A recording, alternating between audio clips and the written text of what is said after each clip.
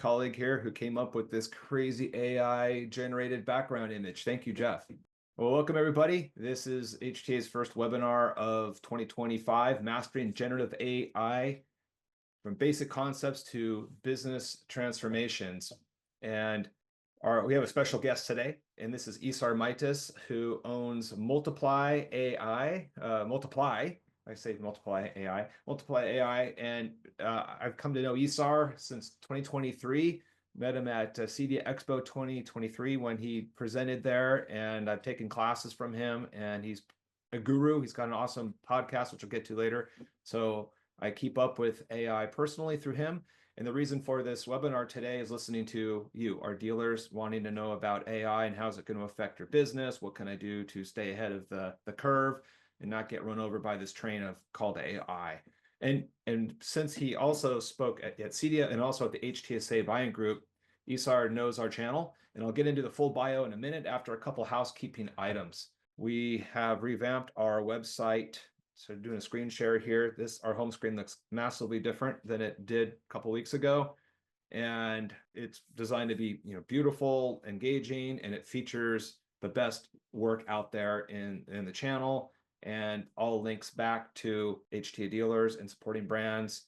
And this is another really neat new feature, the inspiration gallery. So imagine like Pinterest for luxury residential homes is now here. You mouse over any of these projects, it tells you who did it, pops open a page, and if you click learn more, it'll go to Boudet's HTA profile page. So this is a new neat way to get passive benefit. All these pages and images are SEO optimized. They each have their own custom page URL as well. So it's pretty cool. And this is done to attract homeowners, architects, designers, builders, everyone we're trying to track to get to hire you early. You could even have 5-second snippets on here as well. It doesn't have to be just photos. So really cool stuff. Other thing to let you know is this is our first webinar of the year. We have more. I'll send a link in the chat here soon. This is our first webinar here, but I'll send a link. There are more, and all of these are going to be timely to help you stay ahead of the curve and profitable.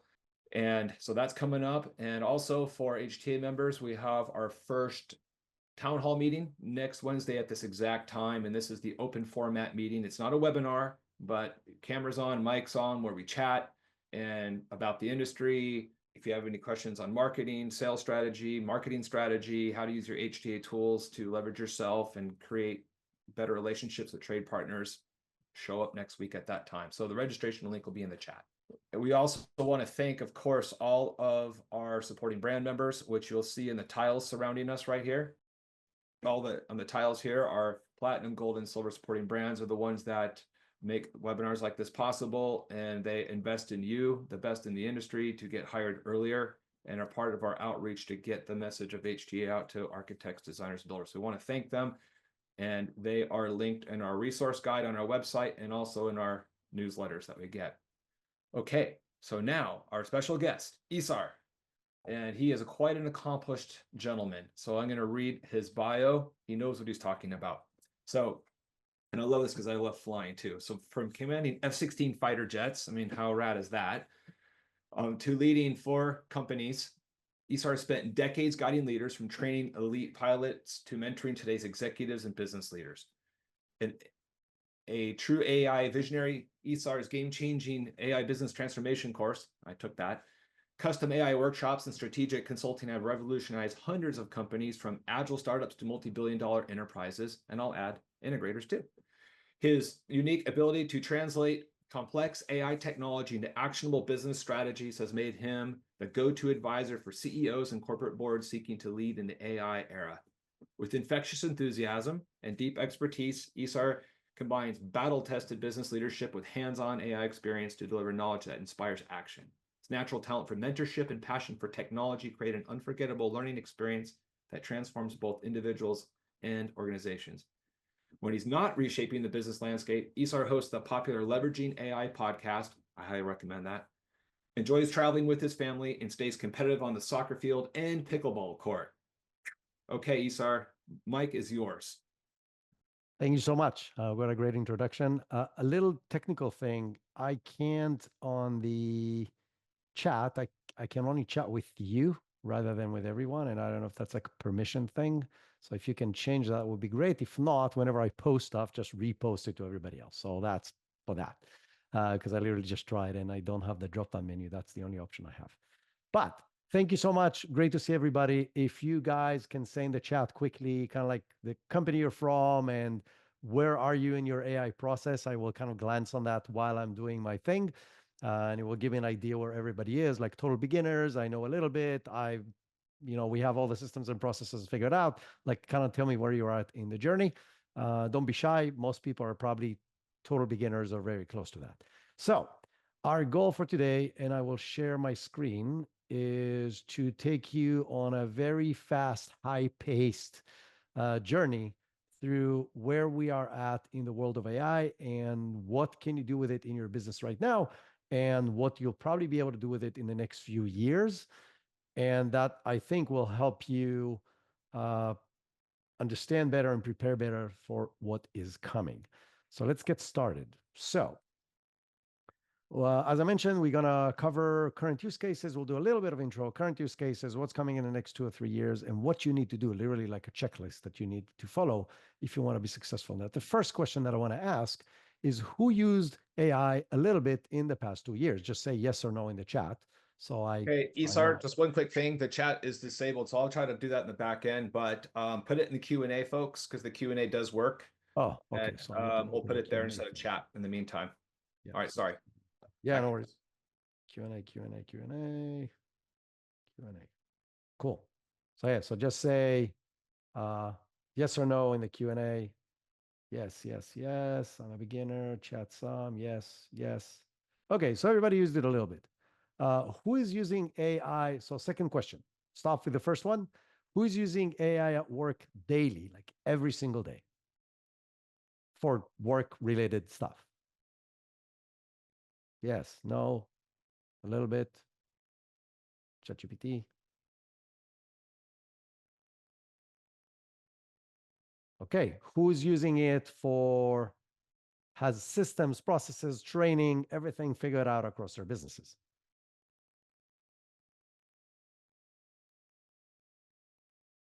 Most people say no, which is not surprising. That's what I get every time, even when I speak on huge stages.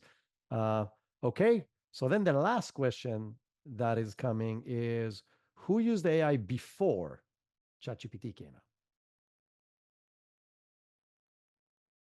Anyone? No? Not me. No, no, no, no, no. Okay, so most people are saying no to using AI before ChatGPT came out. Well, the reality is we all used AI before ChatGPT came out. We used it for when we use Alexa, when we ask for navigation, when we search anything on Google, when we search for things on Amazon and it recommends to us what to buy, when we watch things on Netflix, when we listen to Spotify and it creates these beautiful playlists for us, when we get adaptive typing, when we type on our phones, all of these things use AI. So if that's the case, then what the hell happened at the end of 2022? Why is everybody talking AI, AI, AI, if we were using AI in everything we use for, I don't know, a decade? Well, this is what happened, right? So ChatGPT came out and already changed everything. And what was the big deal is the following. Number one is that it took a technology that previously was only accessible to Google, Netflix, Amazon, these kind of companies, and made it accessible to everyone. But in addition, they made it accessible to everyone in a user interface that does not require any training. Like, it's a chat. Like, you don't need to go and learn how to use ChatGPT, which has goods and bads, but you didn't have to go through any learning process to know how to use the software. There's no menus, there's no setup, there's no anything. And number three, it was free. So a technology that was previously accessible to the giant, most successful companies on the planet was completely democratized overnight. And that obviously started the snowball rolling. And then, Google jumped in and Amazon jumped in and NVIDIA jumped in and IBM and everybody. And many of them were in the race before. They were doing a lot of AI stuff. They just didn't make it accessible to the end users in a simple interface like it is today. And all of them came in and started competing with one another, which accelerated the process even more. So that's kind of like a general overview of where we are today. There's, I don't know, probably 5 or 6 big companies that are building frontier models. Many companies build smaller models, lots of open source sources. And every one of these tools have 20 different flavors of stuff they can do or they cannot do or they can do only in a specific scenario, which makes everybody really, really confused. And that's why I don't want to talk about it. What I do want to talk about is actual use cases, right? So what are different things you can do in your company right now that AI can help you do? And I pick stuff, and I will try to run this quickly so we can get to as many of these as possible. But I pick stuff that is true for every business, right? Regardless of what you're doing, regardless of your role, you will probably find relevant information in this presentation. So creating presentations.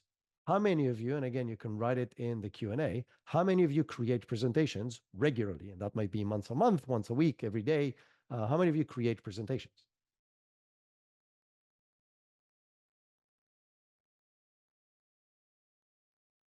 Yes, weekly, I do. Everybody, right? Everybody creates presentation. How many of you wake up in the morning and say, I'm so excited, I need to create a presentation today? Nobody. It's like it's a tedious work that we have to do. And we have to do this either for sales or marketing or to update a client or to update internally or to update our boss. Like we have multiple reasons to create presentations, but it's a pain in the butt to create. But the reality is AI can help you do this much faster than before. So there are different ways to do this, but I want to show you the most exciting way to do this, which is I used to do this with ChatGPT and I had a list of prompts that would take me through all the different steps and so on. But what I'm actually doing right now is I'm doing this. I'm going into here, and this should take me, yeah, here we go. So this is a tool called Hunch. And what Hunch enables you to do is to string together as many steps as you want, whether and with different AI tools to achieve whatever goals you want. So one of the things that I've built with it is I've built a presentation builder. So what this presentation builder has, it has static content here. So this is my best practices that I created, the way I like to create presentation. It's a long list of things of how I like presentations to be created. And then there's a dynamic input. The dynamic input is basically like a form, and the form basically has who's the target audience, what's the presentation goal, what's the presentation topics, what are the key takeaways for the audience, et cetera, et cetera, et cetera. Everything that I want to tell it about the presentation that I'm trying to create. But then what it does, it actually takes it to 4 different large language models. It takes it to Claude 3.5 Sonnet. It takes it to AI GPT 4.0. It takes it to Gemini 2 Flash, and it takes it to Grok Llama 3.1. And each and every one of them suggests an outline for the presentation based on the best practices and based on what I told it that I want to create.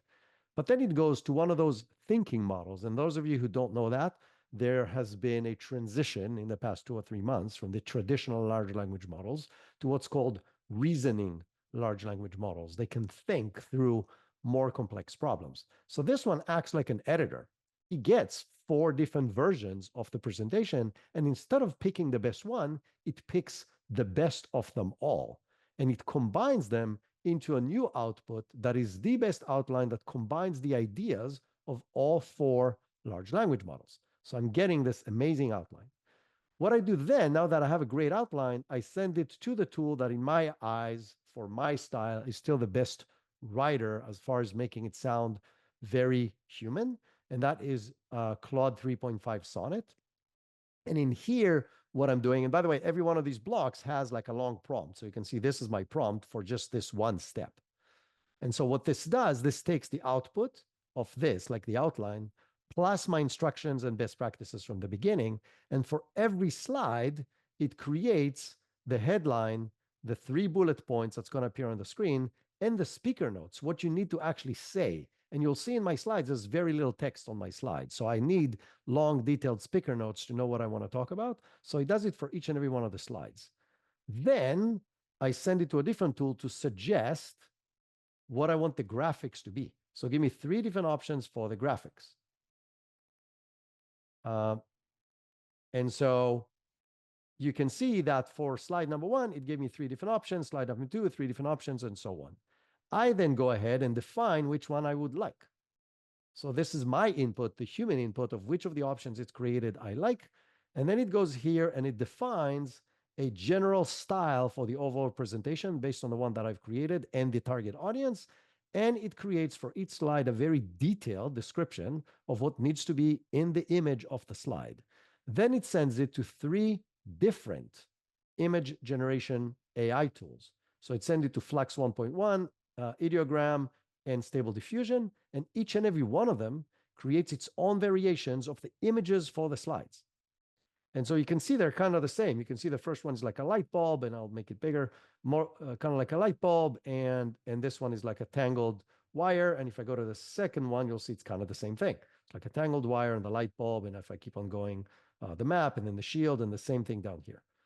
And then in the final step, what I do, again, human input, it brings what we created initially, or what the AI created initially, and I stick the images that I like into the right slides. And then once I'm done, it exports that as a PowerPoint presentation. And so what I end up with is,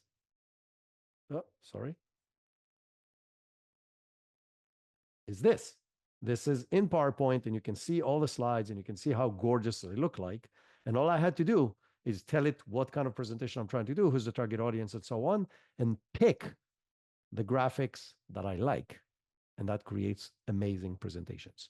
So process that used to take me hours now takes me 10, 15 minutes, and it actually comes out better than if I would have created it myself. So this is first option. The second thing that we're going to show you, because it's relevant to your industry, you sell devices. Now, many of the devices are not seen, but many are. If they are control panels or security cameras or controllers or TVs or different things that you want to put in somebody's house. And you can now train models on a device that it will now know how the device looks like, and then generate any variation of it in any scenario you want. So all 4 images, by the way, in this particular case, including the one on the pedestal, none of them are real. They were trained on these goggles, and then I can create whatever variation of them I want for any purpose, whether it is for marketing purposes, sales purposes, brochure, like whatever you want to create, you can do with AI. Now, it's not always perfect.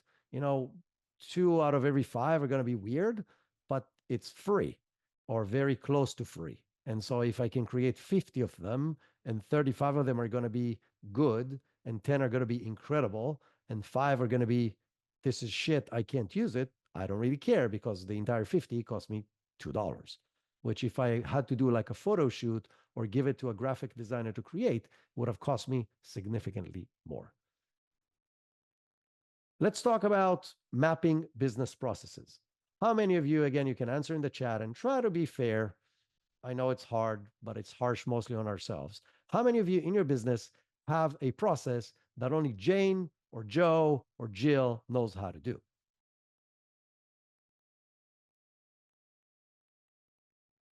I see 2 yeses, 3, 4, 5. If everybody says no, they're either the best company on the planet, or they don't really know what's happening in their business. So I hope nobody's going to say no. But the reason we have these processes, that a lot of processes, some of them the core processes of our business that are not properly mapped, is that mapping business processes without AI or pre-AI is a pain in the butt. And so we just don't do it. The problem is, if Jane, God forbid, gets hit by a bus, or she retires, or she just takes a vacation, and now that process needs to happen, you're fucked. And that puts a lot of risk on some critical aspects of more or less every business on the planet. But what you can do now, you can actually create a very well documented business process using AI. So how do you do that? Well, the first thing, you take the person who is actually doing the thing, and you have them narrate what they're doing. If they're doing it on a computer, that's the easiest thing. There are multiple screen and voice recorders that are available today. Many of them are free. And you literally just ask them, just tell me what you're doing as you're doing the thing. So don't stop what you're doing. Just do what you're doing. Just narrate it, and do it 3 or 4 times or 5 times, so I get different variations of the same thing. If you have several different people, ask each and every one of them to do this. Then you run these videos through a transcription tool, an AI transcription tool, and then you run it through specific prompts with any AI tool you want, whether it's Gemini or Claude or ChatGPT or any open source model, and it will create a beautiful checklist for you that will capture everything. If you want to be even more, if you want to go even deeper, you can ask the AI to ask questions of things that it's not sure about, and then present those questions to the people who are doing the process, get the answers, and then create the checklist. But then you can go and you can use Claude, and Claude actually knows how to take the checklist plus the transcriptions and create flowcharts. So for those who are like me, who are very visual learners, you can now view both the checklist as well as the flowchart, so you kind of understand how everything connects and flows from one step to the other. You can color code it, you can do whatever you want with it, all without knowing anything about how to create flowcharts. But the cool thing about it, if you create flowcharts in Claude, it actually creates a piece of code. You can copy that code into existing standard tools to create flowcharts, such as Mermaid, such as other tools out there that you all use standard kind of coding mechanism. And you can then make small edits like changing the colors, changing the fonts, moving stuff around, adding comment notes on the side, and so on. And then if you really want to go crazy, you can take all these outputs and ask the AI to export that as a CSV broken down to specific tasks and steps. And you can use that to create tasks in your task management software, whether using ClickUp or Jira or Asana or Monday.com or Notion, like any one of these. You can then have the AI create the snippets and the components of it, and it can include all the other steps, including short segments of the video. So you can have a task that is one step in the broader process that will have a short video attachment, the relevant checklist, a flowchart for people to understand, and the specific task they need to do with zero human in the loop, other than providing feedback and providing the initial input. That's something we did not have before, and it's absolute magic. Okay, next step. What audio recorder do you recommend to play ChatGPT to create this? So there's many, the one that people probably use the most is Loom. So you can install Loom on your computer. It costs a little bit of money, but it's actually really, really good. And then you can record the screen with that. You can use Descript. You can use there's many other kind of like screen recorders that knows how to capture what's happening on the screen, plus what you're speaking into your computer as you're doing. So that's really a simple step. And then you can feed it, like I said, to any tool you want. Cool. Next. Is it my turn now? Okay, so this guy is my digital avatar, and he's really excited every time I'm doing presentations. But no, it's not your turn yet. So we said like slide 12, and this is like slide 6. So chill. I am Isar's okay, digital doppelganger. Go ahead.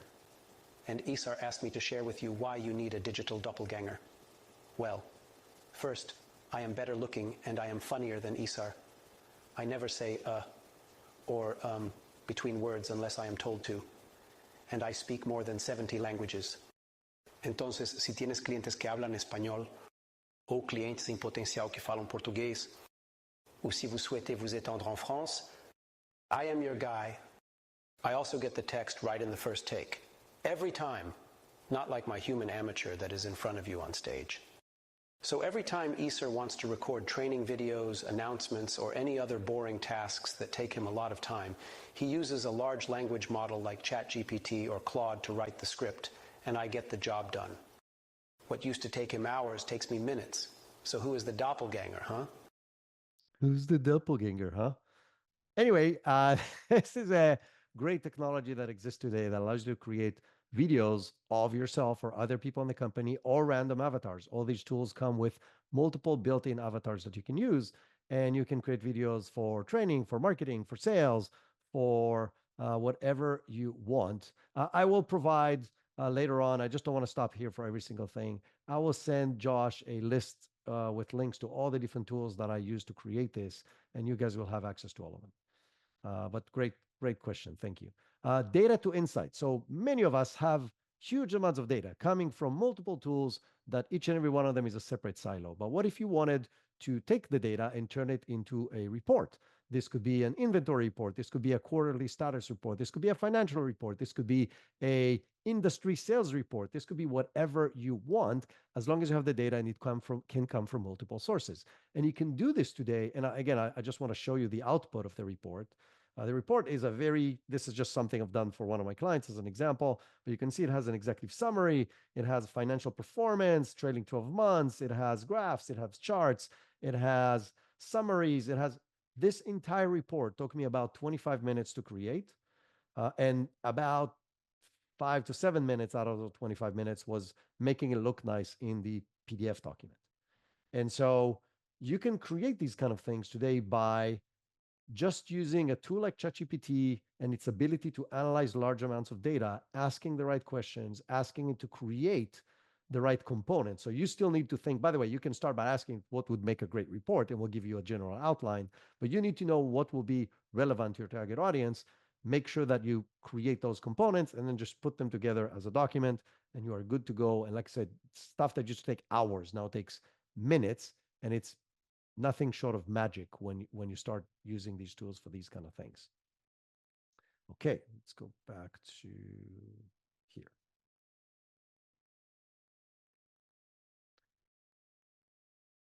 Okay, what is the largest event of your industry? Write in the chat, please. Or events, doesn't have to be one. Let's see what everybody's attending.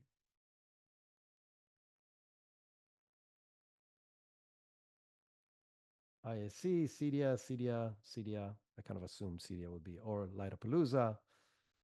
Yeah, so everybody has their go-to thing, right? And so the reality is you're all wrong. The largest event of your industry is LinkedIn, like any other industry, because literally every person in your industry, big companies, small companies, CEOs down to installers, are all on LinkedIn. The hard part on LinkedIn is standing out and actually making an impact and engaging with people in a meaningful way, because it's really time consuming. Well, not anymore. You can actually craft engaging content that actually converts and generates relationships with your target audience on LinkedIn using AI to do this faster, better, and cheaper. And you can see I have posts now, not all of them, but many of my posts gets tens of thousands of views and dozens of comments and reposts and so on. So how do I do this? You need to do all these things, right? You need to create clear value to your audience. You need to make it a thumb stopper. You need to have a great hook. You need to have great visuals. You need to make it easy to read. All these things are just best practices that you need to know, or you can follow other people to learn that. But then how do you use AI to do this? So the way I do this is I actually start with really identifying my target audience, my ICP, my ideal client persona. And the way I do that is just by taking LinkedIn profiles of my best clients or my wannabe dream clients, and I give it to ChatGPT and I ask it to build a persona out of it. And you can see that it goes industry. So it's technology and IT services, consulting people, geography location, US, but also global presence, psychographics, innovation driven, thought leadership. Now, it created all of this just by looking at people's profiles: age, mid to late career professionals, seniority, senior roles, leadership positions, roles, etc. Right? So this is like step one. Then I give it a little more from my side, like all the stuff it doesn't know from their profile, and I ask it to add it to and make an update to that. And then I ask it to create a suggestion for content. So basically a content strategy, a content calendar for the three main topics that it suggested together with the stuff that I gave it. And it creates a content ideas based on the three main topics that we decided that are going to be most engaging for my target audience. So driving more sales to existing clients, managing customer expectations, and so on. And for each and every one, it gives me three ideas for top of the funnel, middle of the funnel, and bottom of the funnel content. And for each and every one, there's a description of what the post should be about. So that gives me 27 days, so a full month of posting on LinkedIn.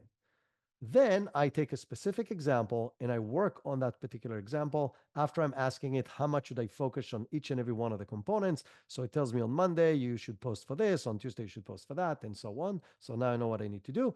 And then I ask it to create specific posts and I review the posts and, oh, I stopped sharing by mistake. Sorry.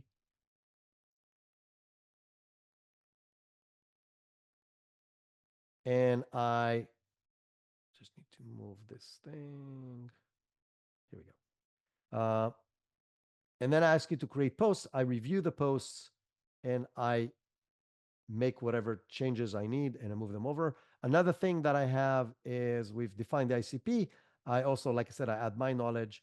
I also have a post hook tool. And this post hook tool just takes the post and I have in it, I've collected what are the best hooks that I see other people are using. I think there's like 140 examples in there. And then I give it my post, like what I actually want to say. And it suggests 3 hooks based on all those different templates that are probably most suitable for that particular thing. And then I get great hooks, so people want to open my post and see what I'm posting about. So I end up with posts like this with the graphics that AI generated with the great hook in the top and so on. I don't want to see that one actually because I want to continue running forward. Okay, that's the last example I'm going to show you, and then we're going to run forward. In this tool, I'm using a tool to scrape my LinkedIn posts. So what you see here is I'm bringing in every time I post, this gets updated automatically. Every time people engage. And when they engage, I capture their first name, their last name, their LinkedIn profile, the post profile. If they commented, I can see what they commented. So that's what people wrote on that post. And then I actually start filtering down to my ideal client persona. So first of all, I have a blacklist of other people who are my clients, my suppliers, my partners, competitors, and so on. So if they're on the list, they don't move forward in the process. If they're not on the list, then it will bring in additional information about them. So which country they're in from their LinkedIn profile. Then this gets sent to ChatGPT to tell me which continent they're in based on the country. And if they're not in the US, if they're not in North America or Europe, it will not continue. So you can see Asia, run condition not met. It's not going to continue to the right. And then I get their title and their headline, basically their tagline for ChatGPT from LinkedIn. And I try to figure out with ChatGPT whether they're a potential competitor or not. If they're a potential competitor, it's not going to move forward. And then I find the size of their company, which industry they're in, and a lot of other stuff. And I end up in this from this whole page of, 25 people with one person. And for that one person, I create a personalized message for them that it's combining the stuff that I know about them, the company they're in, their industry they're in, their role, the seniority, and if they commented what they commented about my post. And then I reach out to that person only. So I create the ultimate salesperson that runs 24/7, engaging with the right people, only with the right people on LinkedIn based on posts that I post. So this is another great example of stuff that AI can do that literally was not possible before. I don't know why it's opening it again. Okay, I will skip the dashboard creation. AI in the next 2 to 3 years. We're going to run through this very, very quickly. So what's coming? So first of all, the first thing that's coming is agents. So what are agents? Agents are tools that in addition to being able to chat, they can also take action and they have access to tools. So they can do stuff on our behalf versus just give us answers. In this particular agent, this is a very simple one that goes and shops on, in this example, it would shop for me on Amazon. So it would go open Amazon, we'll find the right things, we'll find for the cheapest option and so on. But this could be literally any task or any role in your business that agents will be able to do. So think about whether it's accounting, sales, marketing, and so on. These agents, if you provide them access to the right tools and give them the right content and the right access to knowledge, they'll be able to perform these tasks with higher and higher level of accuracy compared to where they are right now. Okay, who knows who this is? So this is Sam Altman, the CEO and one of the co-founders of OpenAI. And he was asked in the beginning of 2023, the beginning of 2024, about what will AGI mean to marketing? And he was asked by 2 people who were interviewing for a podcast about marketing, but this was his answer. It will mean that 95% of what marketers use, agencies, strategists, and creative professionals for today will easily, nearly instantly, and at almost no cost be handled by the AI. And the AI will likely be able to test the creative against real or synthetic customer focus groups for predicting results and optimizing. Again, all free, instant, and nearly perfect images, videos, campaign ideas, no problem. Now, he's predicting, and a lot of other people are predicting, that AGI, artificial general intelligence, will happen either this year or the next. So sometime in the next 12 to 18 months, we will achieve this. Now, if you're in marketing, there's like, holy crap, what is that? What am I going to do? Or how can I benefit from this amazing capability? But if you're not in marketing, you're like, well, what about the other fields that are relevant to business? Well, the truth is, he was asked about marketing. If you generalize this, this is what we're left with. 95% of whatever it is in business that we're doing today will easily, nearly instantly, and at almost no cost be handled by the AI, all free, instant, and nearly perfect.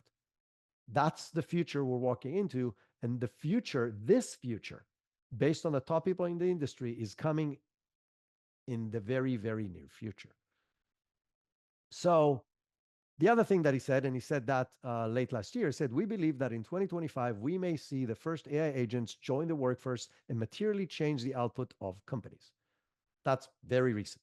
So that's where we are, and that's where we're going. And the other thing that will come that is very relevant to your industry, by the way, is humanoid robots.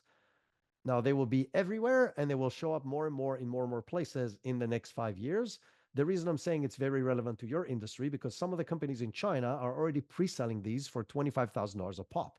I know a lot of your clients who will pay $25,000 just for this thing to be at their house and serve drinks to their guests, not to mention clean the house, mow the yard, and do other stuff.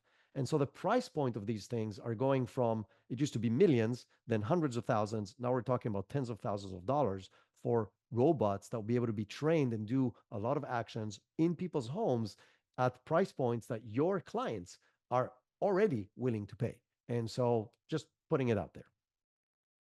So what do you need to do? That's the key in all of this, right? What is the path to success? And I'll run through this very, very quickly because I want to leave time for Q&A, and I'm sure you have stuff. But the first thing you need to do is you need to figure out how to continuously educate yourself and your organization about AI. How do you do that? You follow the right people.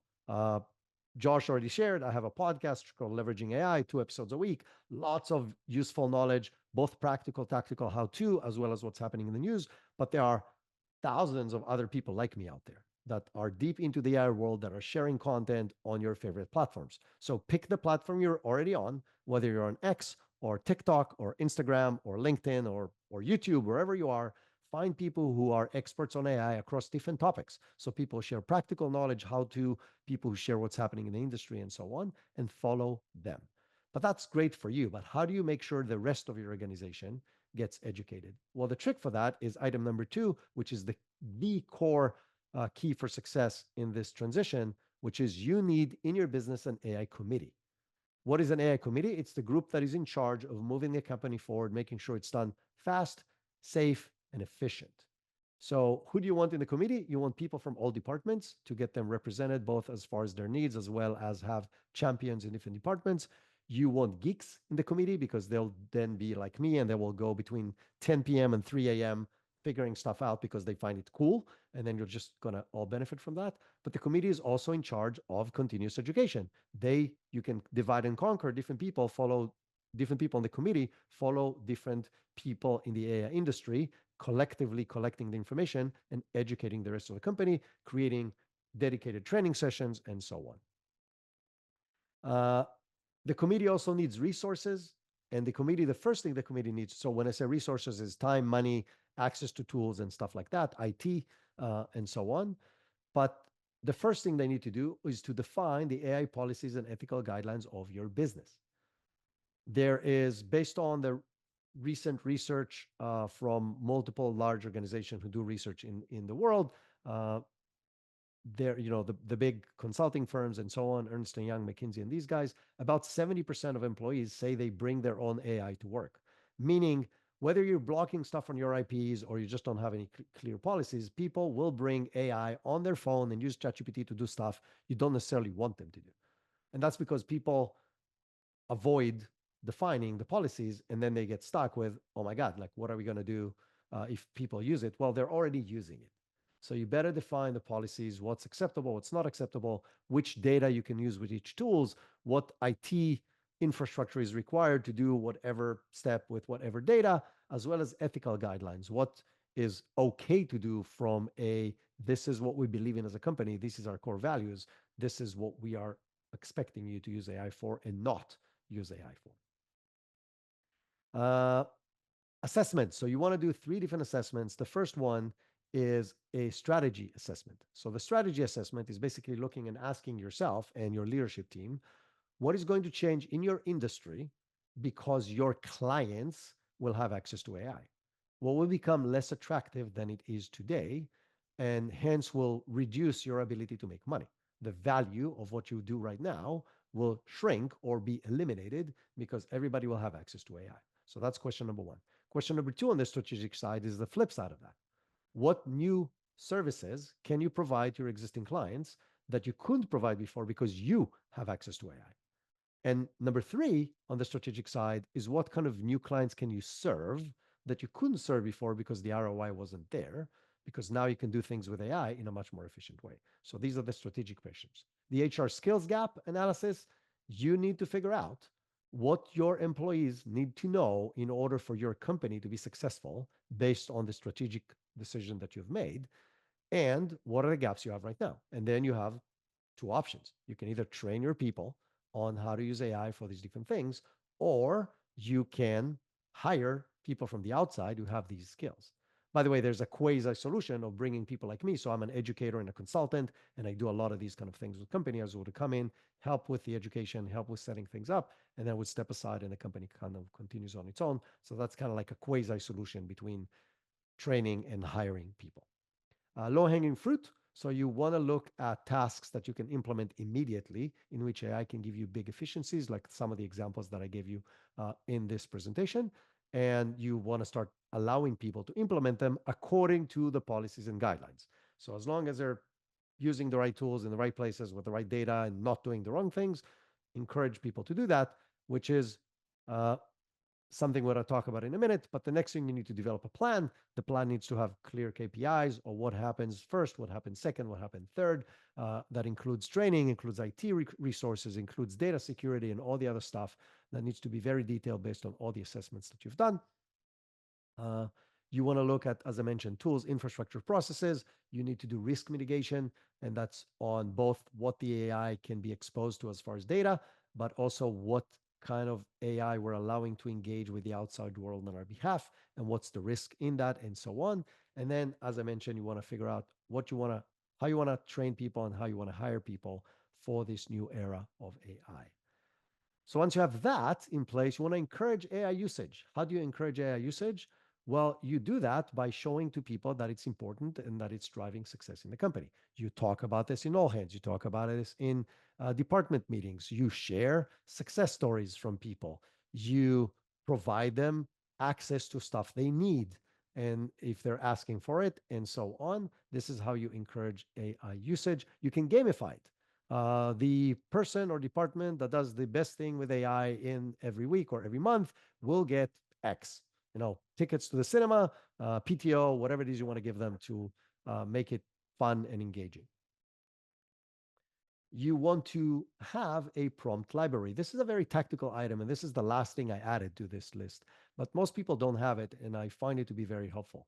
You need the committee to actually manage a library of successful prompts. So you don't want each person who's trying to do something to figure out how to prompt it properly every single time. A, because it's a huge waste of time. B, you won't get consistent results.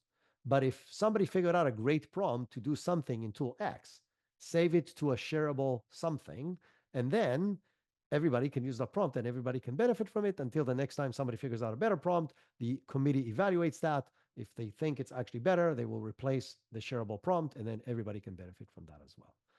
And then the last thing in this checklist is the importance of human connections and human relationships. That was always true in every business, but it is going to become even more important. Why am I saying that? Well, the reason I'm saying that is because research by McKinsey shows this. What they basically done is they've done multiple tests with multiple people across multiple roles and have checked to see how AI impacts their results. And then they aggregated the results. And what you see, the bottom half of skilled participants, so the people who are not good in the task or the lower half, as far as their skills, scored 4.05 on the tasks aggregated score. When they were using AI, they scored 5.79, a 43% increase to their capabilities. The top half of skilled participant scored 5.2 in the initial task without AI, so much better than the people on the bottom half. But their top score was 6.06, only a 17% increase while using AI.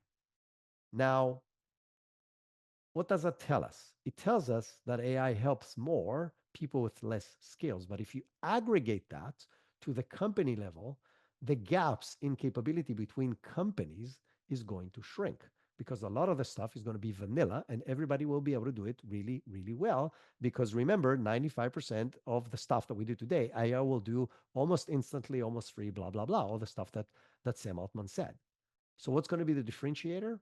Human relationships. Human relationships internally with your employees, with your ecosystem, suppliers, distributors, and so on, associations you're a part of, just like HTA and stuff like that, and obviously your prospects and clients. That's going to make a huge difference on success and failures of companies. Okay. Last thing that I want to share with you before I open it up to Q&A. So the World Economic Forum, maybe the biggest group in the world that looks at how the economy will progress in the next few years, have just released their Future of Jobs report for 2025. It's available to the public. You can go and open it and look at it. But in there, they obviously had a whole huge section about AI and how it's going to impact and stuff like that. But they had a few interesting pieces of statistics that goes back to, remember, who remembers what was my number one point? The first thing you need to do? Education, right? So let's look at what the World Economic Forum thinks about AI education. So one of the things they asked, and the way they did this, by the way, they interviewed over 1,300 C-suite people from 22 industries from 80 different markets that together are equal to 88% of the global economy. So this is a really good representation of anything from small to large businesses across multiple industries in everywhere around the world. And one of the questions they asked is, what are your barriers for AI adoption? Why aren't you using AI as much as you could? And 50%, which is the top thing that people answered, said lack of skills to support adoption. So that's an education item. Number two is lack of vision among managers and leaders, which is also an education question, only to the leadership team versus the people in the company. So the first two items in the largest survey in the world right now of why AI is not being implemented to the extent it probably should has to do with proper education. And then they asked them, okay, what are your plans when it comes to AI in order to make successful implementation? And the first two items are reskilling and upskilling existing workforce, and the other one is hiring people with AI capabilities. So why am I sharing this with you? Because this is literally the most important aspect that you can do in your business. If you can educate yourselves, your leadership team, your board, your employees on how to use AI in different levels of the business to get better strategic results as well as better tactical results, you will open very significant gaps over people who won't do this. Or if you don't do this, then your competitors who do will open a gap on you. This, again, this is not me, World Economic Forum. This is where the world is going. So before we open up to questions, there are three options for AI education that after a conversation with Josh, we want to share with you. And I'm going to share with the links with you in the chat. Oh, I cannot write in the chat anymore. How do I? Can you write it in the Q&A possibly? I don't think I can write questions because I'm a panelist. Okay. Can you send it to me? I can send it to you and you can send it to everybody. Yeah. Sorry about that. Yeah, no worries. All good. So let me copy. Well, by the way, you can scan the QR code. So let me explain to you what this is, and I will send an email with this to Josh as well.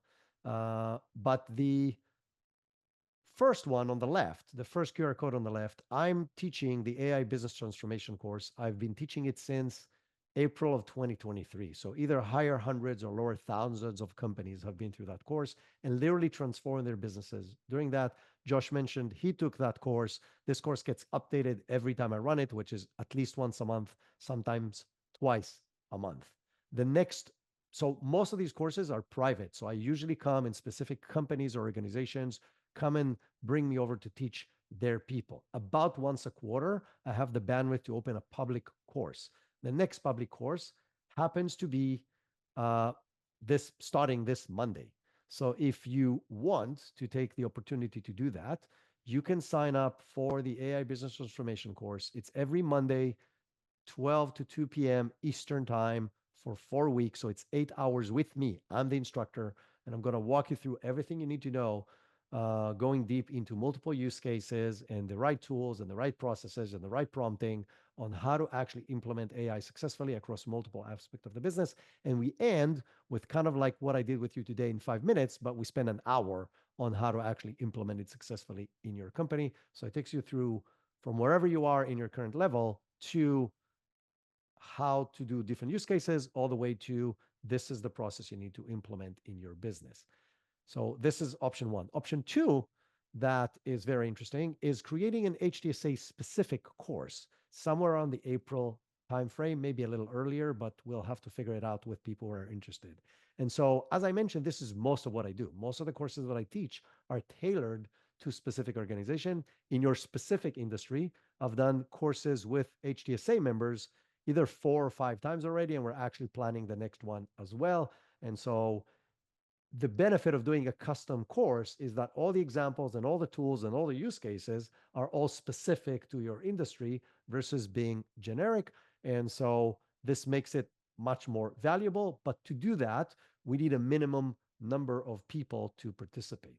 So if this is something you would like to participate in, and again, the price is going to be the same. So it's $997. It's $1,000 to get into this course or the other course. It doesn't really matter. The benefit of doing the course that is available on Monday, that is available on Monday, and it's 100% happening.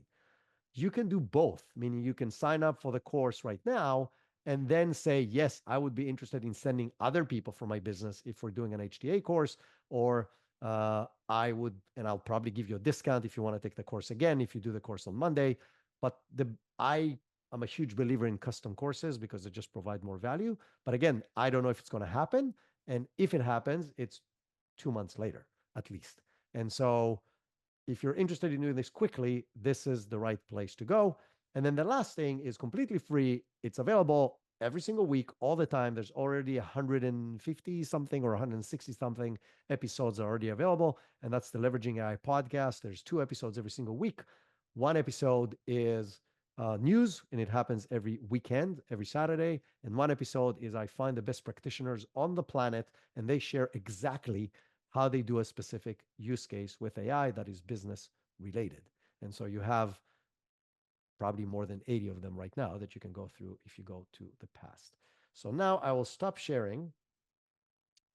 Where is the share button? I'll stop sharing so you can see me. And I will also grab the links that I promised you. So give me a second. And I just wanted to share how, again, why Isar is on this today. I got to know Isar from, like I mentioned at the opening, from 2023. There's no financial relationship between Isar and HTA. We're not making any money on this. This is literally want to introduce you, our HTA family, to the best and someone that could really help you in your company and stay on top of things. So just want to make sure just everyone knows this is no financial relationship.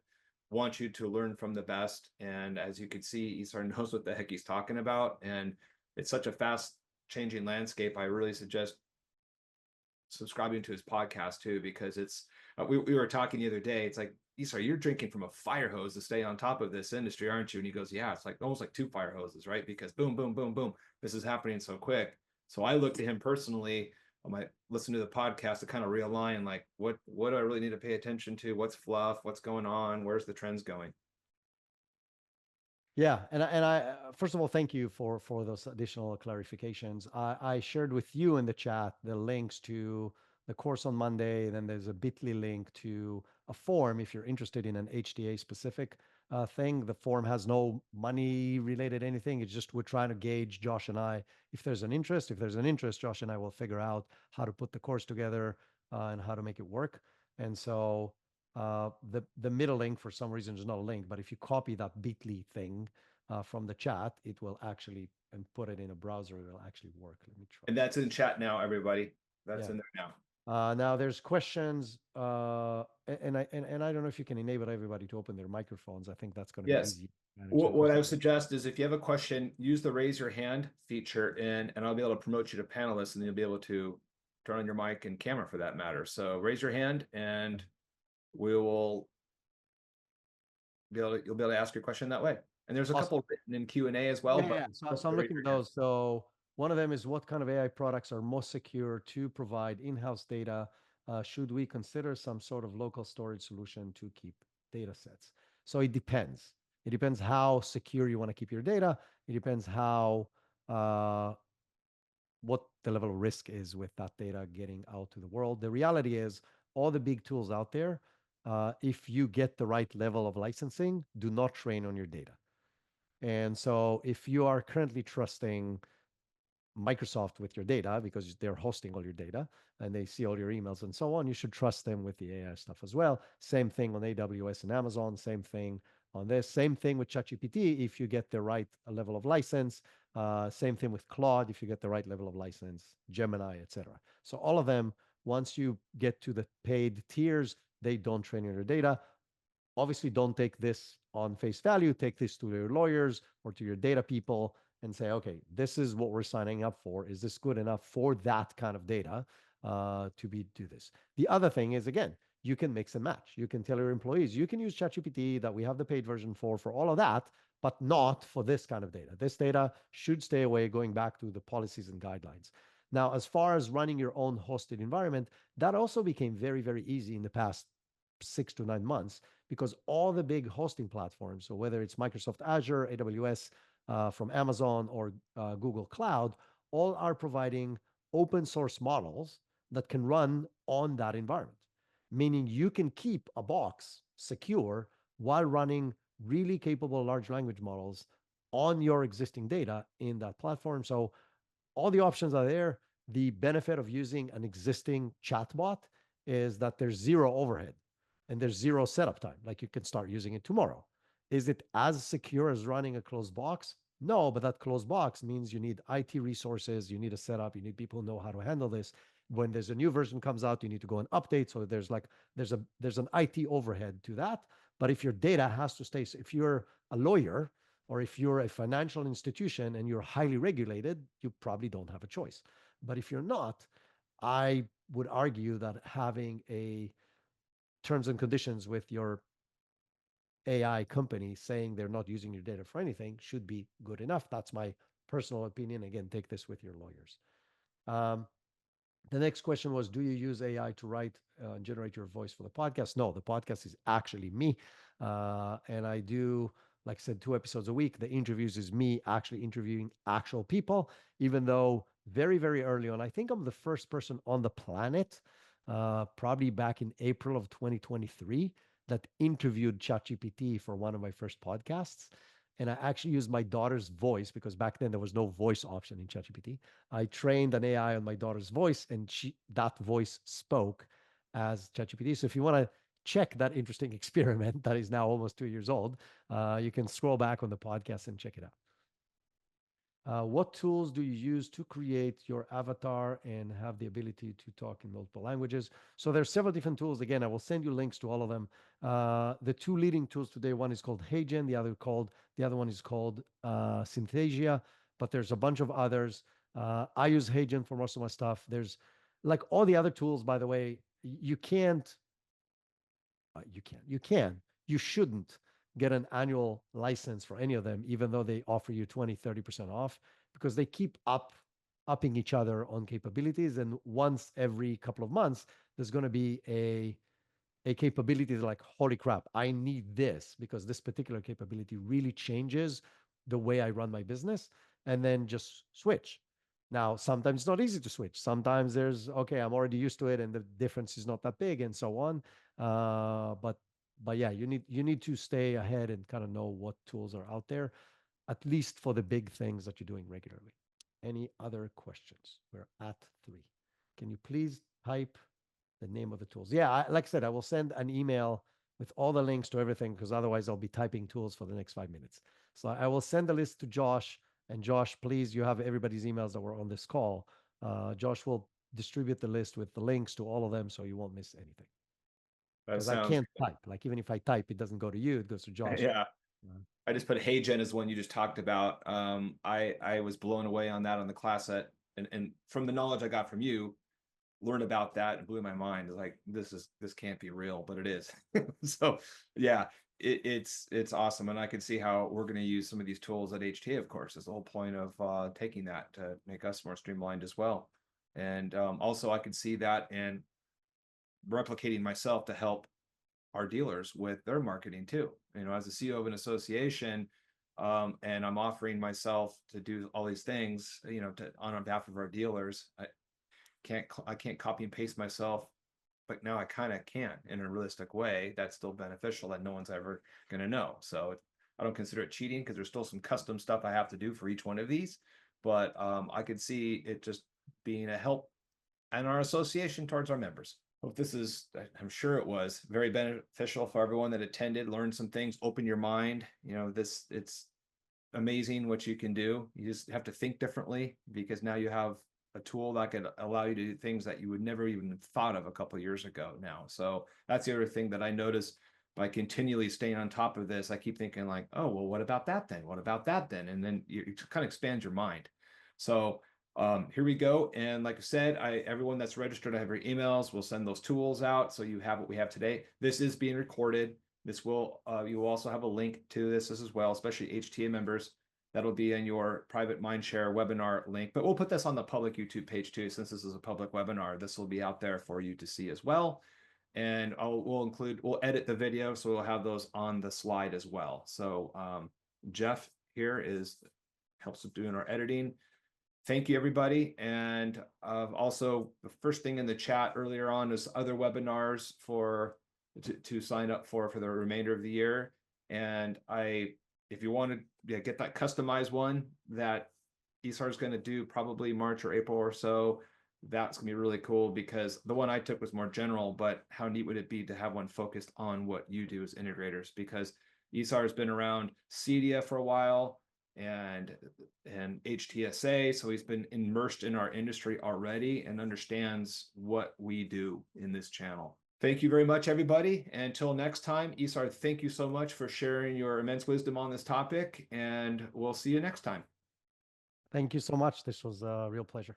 All right, thank you.